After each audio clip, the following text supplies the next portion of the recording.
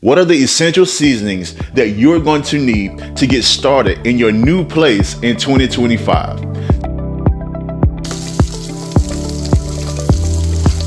Salt and pepper are the most essential seasonings that you're going to need in your kitchen. Any meat, any vegetable can be created with only just salt and pepper. The next seasoning that I personally would suggest will be garlic. Garlic is probably the next purchase that you would need. Salt, pepper, garlic can cover a lot of different meats and vegetables, and if you desire to cook fruits, but this right here is going to cover all of your meats. This goes really well in your pastas, your tomato sauces, soups, a whole lot of different things. So garlic is another really, really important essential seasoning that you will need for your kitchen.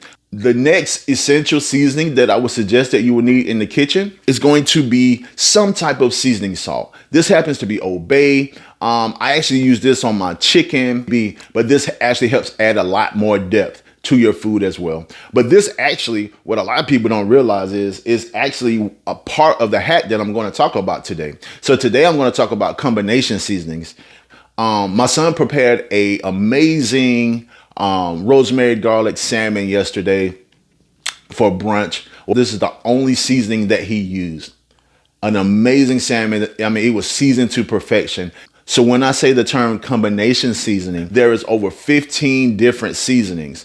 There's different salts and peppers and herbs and spices within this one seasoning here. Those combination seasonings are tailored or are formulated to go on some type of either red meat or white meat or veggies or whatever. Another example to kind of hone in on what I'm saying here will be this Weber hamburger seasoning. This right here it literally says gourmet burger. This actually is a decent hamburger seasoning. I think Weber makes a really good steak seasoning. The great part about combination seasonings is they're going to have those 15, 16, 20 different seasonings in it. And those are seasonings that you didn't have to purchase to season your food the way that you desire to season your food.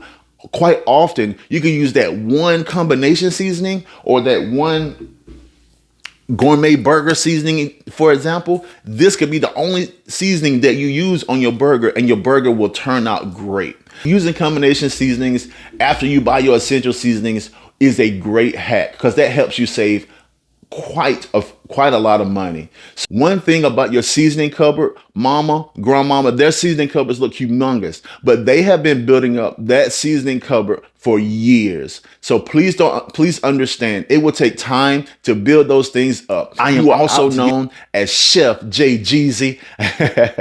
I have been doing this for over 30 years. I love what I do. If you have any questions, please reach out to us. Hit us in the comments. Let us know what you think. Well, maybe in the country or the area where you're from, what are some essential seasonings that you need there? Let me know. I would love to hear from you. Thank you for listening, and we'll see you next time on our Kitchen Essential series.